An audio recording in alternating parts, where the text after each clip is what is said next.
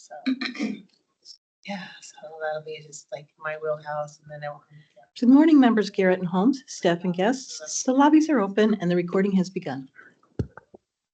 Good morning and welcome to the Wednesday, April 9th board meeting. I am calling the meeting to order, and I will begin this morning with asking for a motion to approve the meeting minutes as listed on the agenda. Can I get a motion to approve?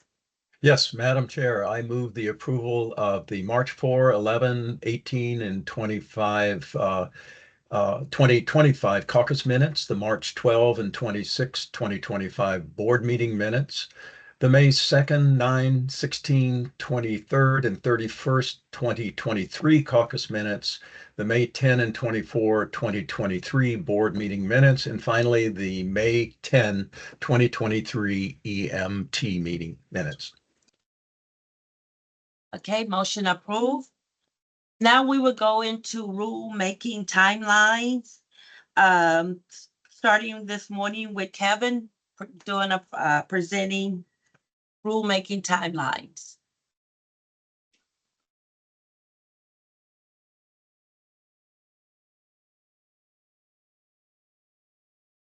Good morning, board members Garrett and Holmes, and good morning to everyone in attendance today. My name is Kevin Walder. I'm the Policy and Rules Manager, and I am pleased to be sharing a rules update from the Director's Office. Last month, we adopted 2 rules, which means that those rules will be effective this month. So the cannabis waste rule will be going into effect on April 13th, and the cannabis samples rule will be going into effect on April 25th.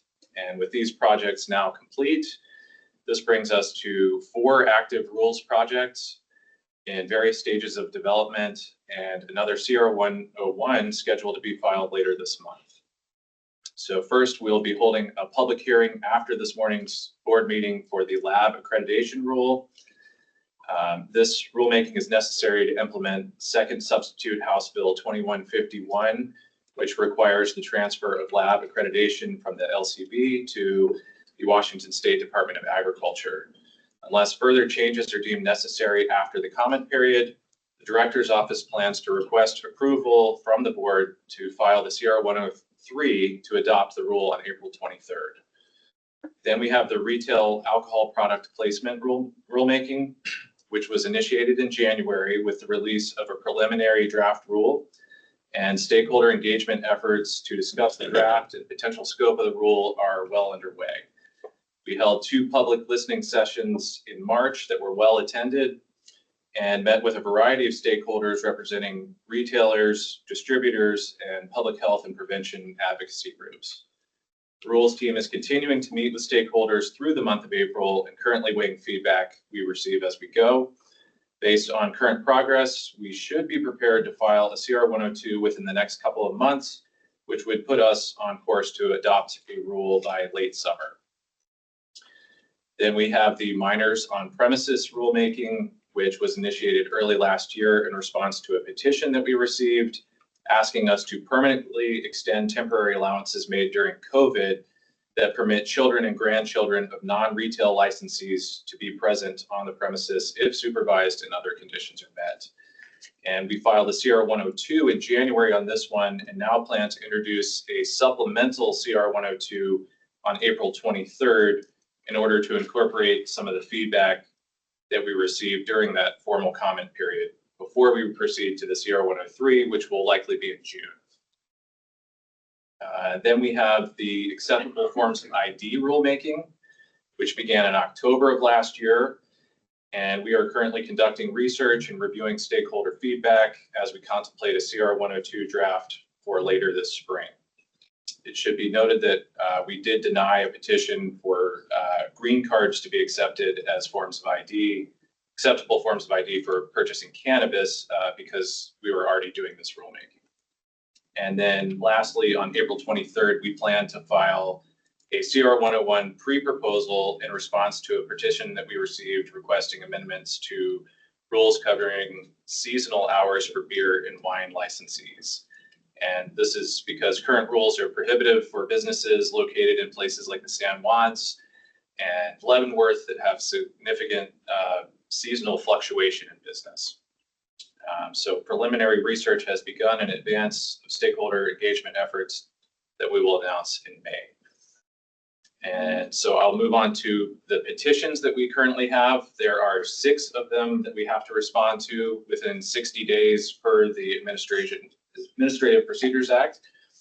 However, 3 of them are identical. So we have 4 unique requests for rulemaking of the agency. At our next board meeting, we'll on the 23rd, Jeff Kildall will be presenting our recommendation on the 3 that are identical. And these come from representatives of the Mount Rainier Scenic Railway and the Western Forest Industries Museum. And they're requesting that we amend RCW 6624-395 pertaining to local railways and the sale and consumption of alcohol. Then at the next board meeting on April 23rd, we also plan to present recommendations on 2 petitions that we received from the Cannabis Alliance, and those are related to cannabis packaging. And then finally, we are currently researching a petition received from Confidence Analytics, a laboratory, requesting that we update terminology related to testing in our rules for consistency and clarity. And we plan to present our recommendation to the board on that one in May. And then just a couple of other miscellaneous items. We are continuing to monitor feedback that the Department of Health is receiving on their medical cannabis product compliance rulemaking to ensure consistency and alignment with our rules.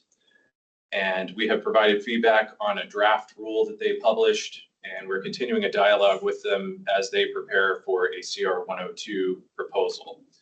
And then lastly, we're just keeping an eye on the efforts of the legislature and looking at how that may impact capacity for rulemaking going forward. So with that, if you have any questions, I'm happy to answer. Thank you, Kevin. Look like you guys are going to be really busy. I have no questions. Pete, did you have any questions? No, Madam Chair. Thank you, Kevin. No questions. Thank you. Okay. With that, we will move into our action item. Presenter Denise.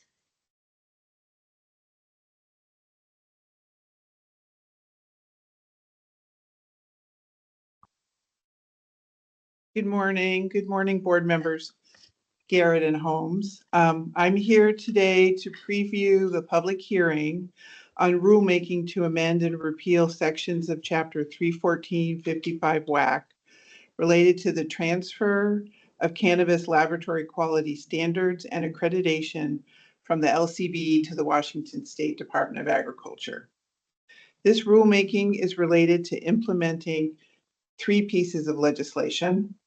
House Bill 1859, which passed in 2022, jointly requested by LCB and Department of Agriculture, amended RCW 6950-348, and among other things, reassigned the responsibility for developing cannabis laboratory quality standards from LCB to Department of Agriculture. Laboratory quality standards include the testing methods and protocols cannabis laboratories must use. Department of Agriculture adopted rules to implement House Bill 1859 on April 17th of last year under new Chapter 16309 WAC. Second substitute House Bill 2151, which passed last year, amended RCW 6950-348, transferring the authority for cannabis laboratory accreditation to Department of Agriculture. Under House Bill 2052, which had passed in 2019, authority for laboratory accreditation had originally been transferred from LCB to Department of Ecology. And second substitute House Bill 2151 from last year reassigned that authority to Department of Agriculture. Laboratory accreditation is the process that assures laboratories are following laboratory standards to achieve consistent and accurate results. Department of Agriculture adopted rules for laboratory accreditation requirements that became effective July 1st in 2024 under Chapter 16.310 WAC. Under RCW 6950-348, cannabis testing laboratories must obtain and maintain accreditation with Department of Agriculture, and LCB continues to certify laboratories. The proposed rules clarify that laboratories must first be accredited by Department of Agriculture in order to be certified by LCB. Previously, R.J. Lee was contracted by LCB to accredit laboratories. LCB also continues to have authority for setting quality assurance and product standards under RCW 6950-342 and enforcing these product standards, as well as enforcing other requirements, including reporting of test results to LCB, traceability, and laboratory disposal of cannabis wastes. Proposed rule language reflects the transfer of laboratory quality standards and accreditation to Department of Agriculture. The main changes in this rulemaking include the following: repealing 2 WAC sections, WAC 314.55.1025, which was proficiency testing, which is part of laboratory accreditation that has been moved to Department of Agriculture. WAC 314.55.103, which was good laboratory practice checklist, which includes laboratory performance and standards that have been moved to Department of Agriculture oversight. And also included are amending 4 WAC sections: WAC 314.55.0995, 314.55.102, 314.55.1035, and 314.55.109.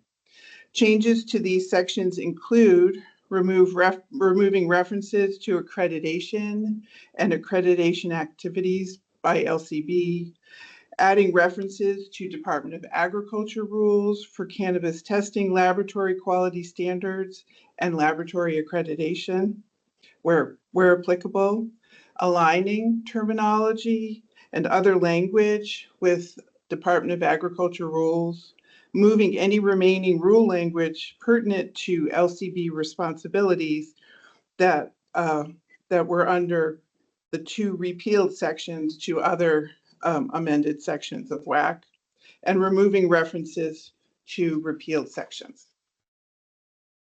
We filed the CR 101 to initiate this rulemaking on July 17th, 2024, and we held 2 stakeholder feedback sessions in February, where we received a variety of input from stakeholders. We received input from the Department of Agriculture and Department of Health when drafting the rules, including via our interagency class work group.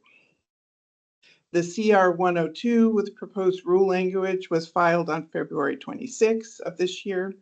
Since then, we have received 10 written comments, with 9 of these related to requirements for reporting cannabis testing results into the state's traceability system, as you know as the CCRS. These comments relate to concerns that the proposed rule language changes reporting requirements related to R&D or non-mandatory testing. The related language of concern is existing language that is being moved from a repealed section into the remaining sections without any change in agency policy. If we don't make substantive changes based on comments we receive through the end of today, we plan to bring the CR 103 with final rule language to the board for approval at the next board meeting on April 23rd. If the board approves the CR 103 at that time, the rules would go into effect on May 24th. Because of the nature of the public hearing, I'm not able to answer any questions that may come up during the hearing itself, but I may be able to provide answers afterwards. Thank you. Thank you, Denise. And with that, we will move into the public hearing. This is the public hearing of the meeting. Everyone will have 3 minutes to speak. We ask that you please limit your comments to the rules at hand and refrain from any personal attacks or going off topic. Please be respectful to the speakers and anyone else who is present, whether virtual or in person. We ask that you do not disrupt this meeting or other people making public comments. If we have any disruption, I will pause the public comment until the disruption stop. Please remember that this meeting is being recorded and will be available online later today. If you're in the room with us, please be aware that the microphones are sensitive and will pick up papers, roughly, and things like that. If you're joining us online, please give us a second to connect you, and we will do so. Gretchen will give you an alert when you get to 30 seconds, and I would ask that you conclude your comments once you reach the 3-minute mark. We will open our public hearing with those that are registered to speak virtual. And with that, we will begin with Caitlin Ryan. Good morning, Member Garrett, Member Holmes. My name is Caitlin Ryan. I'm the Executive Director of the Cannabis Alliance, and I want to thank you for the opportunity to offer comment today. I am here to voice some concerns that the proposed changes to WAC 314-550995 may go further than what was contemplated by the statute. Specifically, the new language in subsection 3H could be read to extend LCB's oversight to all laboratory testing results, not just those tied to required quality assurance, quality control testing. This may not be the agency's intent, but the effect would be an expansion of regulatory authority without clearly stating so. Because of that, this change appears to go beyond the scope of this rulemaking, which was introduced to address the transfer of authority, not redefine the boundaries of reporting obligations. This concern is heightened by the context in which these changes are occurring. Recently, LCB has engaged in a shift in enforcement priorities, and we've seen new measures introduced that reflect a broader posture towards compliance that is a functional change in policy. When rule changes and enforcement activity evolve simultaneously, it can create confusion in the regulated community, especially when those changes are not explicitly outlined or discussed in the rulemaking process. In the Administrative Procedure Act, it lays out a full process for substantive rule changes from initial notice, et cetera. You all know that. But if the agency doesn't intend to expand reporting requirements beyond required quality control testing, that discussion does deserve its own rulemaking process, one that's clearly scoped, open to public comment, and grounded in shared understanding. Also, we'd like to note that terms like mandatory and non-mandatory testing are not defined anywhere in statute or rule. Their use has cropped up in informal guidance, especially by traceability vendors, suggests that internally there has been recognition that not all lab tests are subject to reporting. If that framework is shifting, it's important that stakeholders have the chance to weigh in through a clear and inclusive process. We respectfully encourage the board to revise the proposed language to remain aligned with statutory intent and to consider a separate rulemaking process if broader oversight is being considered. We value the partnership between industry and regulators, and we look forward to continued dialogue as these systems evolve. Thank you. Thank you, Caitlin. Next, we have signed up Laura Kaminsky.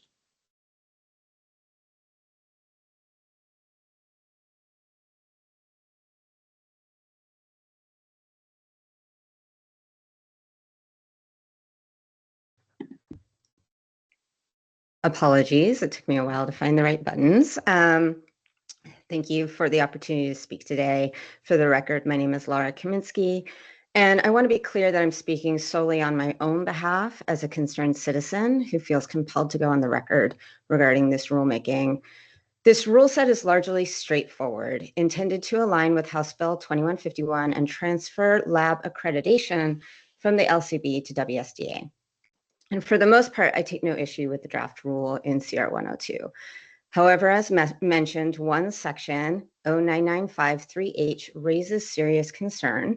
The phrase all tests in that section appears simple, but in context, it could have significant regulatory consequences.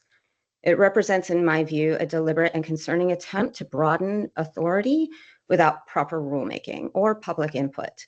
To illustrate this, consider the section that's being repealed, 103, which previously stated that a third-party testing lab must be certified by the LCB prior to conducting, and it states required quality assurance tests. That section limited certification reporting to required tests. 102 further defines what those tests are and when they must occur, sorry. Together, they create a clear framework for the scope and timing of testing and reporting. But by moving that phrase, all tests to 0995, without that context, the agency opens the door to a much broader interpretation. I'm deeply concerned that this effectively allows the agency to mandate the reporting of non-mandatory tests without going through proper public rulemaking. This is a major policy change and should be open to stakeholder input and public discussion. It's not acceptable to implement a policy change of this magnitude under the guise of alignment or technical update. In fact, broadening the scope of reporting in this way is out of scope. The stated purpose of this rulemaking is to align with WSDA's laboratory accreditation standards, not to redefine what labs must report. If the agency wants to report additional results, it must initiate a separate, transparent rulemaking process. Let stakeholders weigh in on the implications. Let's have that conversation openly. If expanded reporting is the outcome, so be it, but let's not pretend that this is not a change, because it is. Laura, you have 30 seconds. Thank you. I respectfully ask the agency to remove or revise the language in 0995 referencing all tests and commit to a transparent public rulemaking process before imposing any new reporting mandates. Thank you for your time and consideration. Thank you, Laura. Next, we have Amber Wise.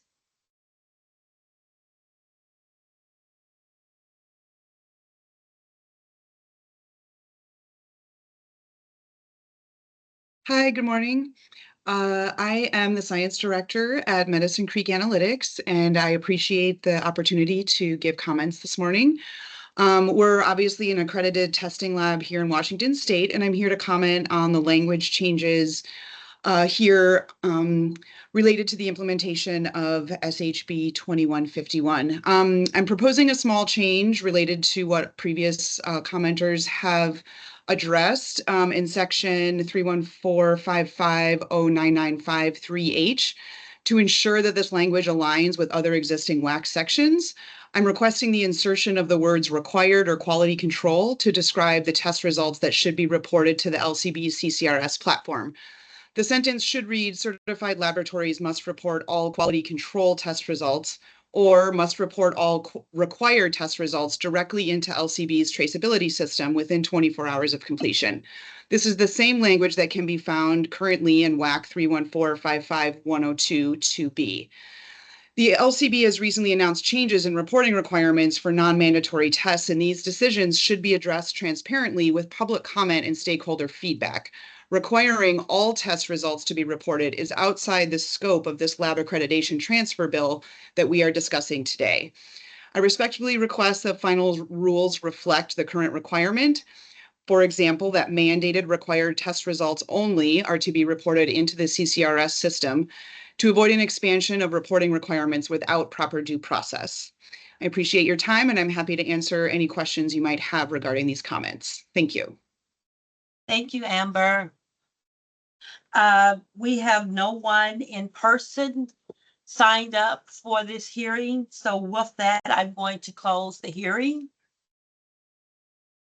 As a reminder, I just want to remind everyone that general written public comments received to the LCB board meeting at lcb.wa.gov inbox are distributed to all of the board members for review and filed in the meeting folders.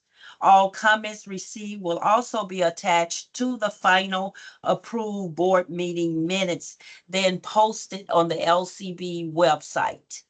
With that, we are now going to end today's board meeting. Thank you all. Thank you. Bye-bye. Thanks.